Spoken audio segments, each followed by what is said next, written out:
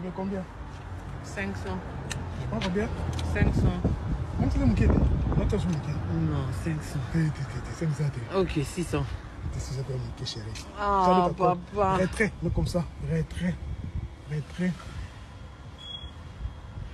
Combien? Là, j'ai combien? 700 alors, c'est bon. Là, j'ai combien? 700? Ouais. Là, j'ai 2500. Ah,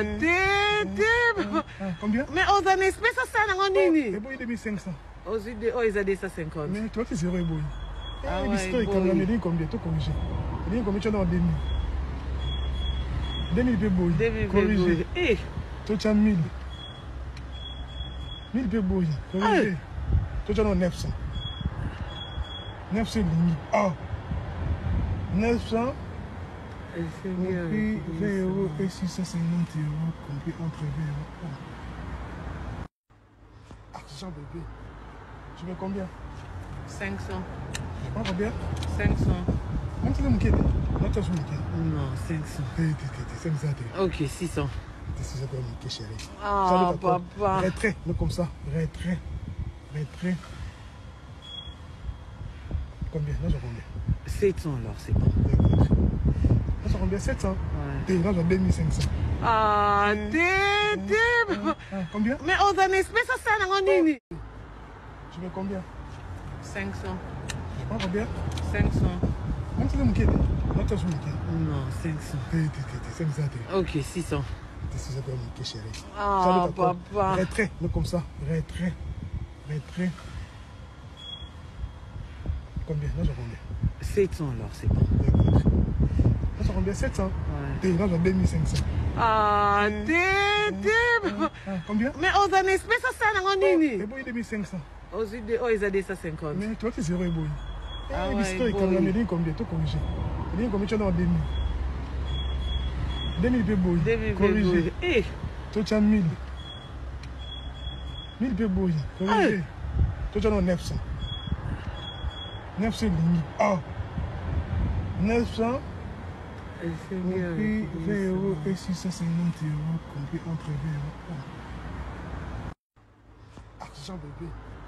Tu veux combien? 500. Combien? 500. Non, tu veux me quitter? Non, tu as me quitter. Non, 500. Ok, 600. C'est quoi mon chéri?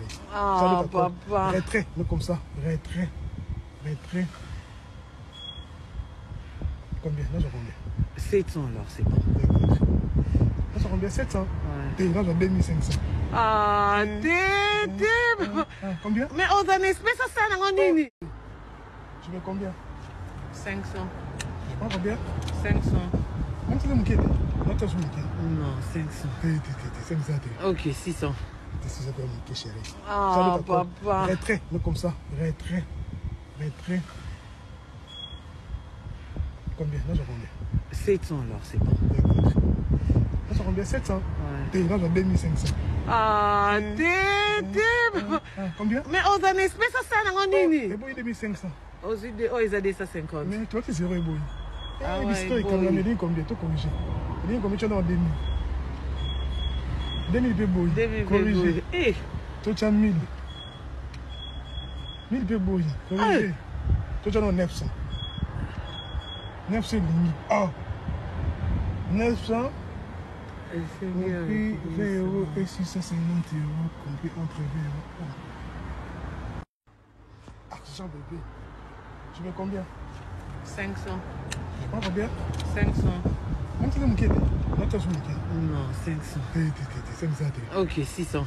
C'est quoi mon chéri? Ah, papa. Retrait, mais comme ça. Retrait. Combien? Là, j'ai combien? 700 alors, c'est bon. Là, j'ai combien? 700? Là, j'ai 2500.